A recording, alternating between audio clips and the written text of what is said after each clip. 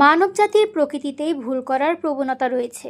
আল্লাহ তাআলা আমাদের পিতা আদম আলাইহিস ওয়াসাল্লামকে সৃষ্টি করেছেন মাটি দিয়ে এবং তার মধ্যে দিয়েছেন লোভ, বাসনা ও ত্রুটির প্রবণতা। সেই আদম সন্তানদের বিভ্রান্ত করতে সৃষ্টি করা হয়েছে শয়তানকে। তবে মানুষ যখন সৎ পথে চলতে চায় তখন সে ফেরেশতার চেয়েও মর্যাদাবান হতে পারে, আবার গাফিল হলে নেমে যেতে পারে শয়তানের সমতলেই।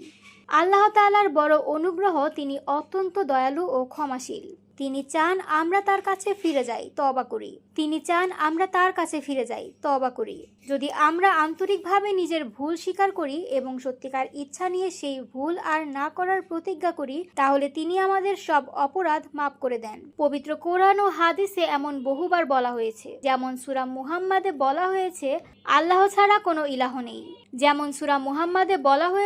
আল্লাহ ছাড়া কোনো ইলাহ নেই এবং নিজের পাপের জন্য ক্ষমা প্রার্থনা করো।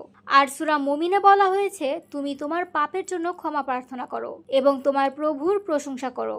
নবী মুহাম্মদ সাল্লাল্লাহু আলাইহি ওয়াসাল্লামের জীবন থেকেও আমরা দেখি তিনি প্রতিদিন শতবার ক্ষমা প্রার্থনা করতেন, এমনকি তার সব পাপ ক্ষমা করে দেওয়া হয়েছিল।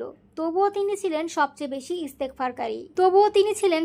বেশি ইস্তেগফারকারী। একবার প্রশ্ন করা হলে তিনি বলেছিলেন, তবে কি আমি কৃতজ্ঞ বান্দা হব না? ক্ষমা প্রার্থনার জন্য কিছু বিশেষ মুহূর্ত রয়েছে, যেমন ইবাদতের পর, পাপ করার পর এবং গাফিলতিতে পড়ার পর। প্রতিটি ক্ষেত্রেই আল্লাহর দরবারে ফিরে যাওয়া আমাদের জন্য আশার দরজা খুলে দেয়। শেষে বলা যায়, ক্ষমা প্রার্থনা মানে শুধু মুখের কথা নয়, পাপ থেকে ফিরে আসার ইচ্ছেটাও থাকতে হবে অন্তরে। আর তাওবায় কখনো দেরি করা উচিত নয়, কারণ আল্লাহর দরজা সবসময় খোলা থাকে।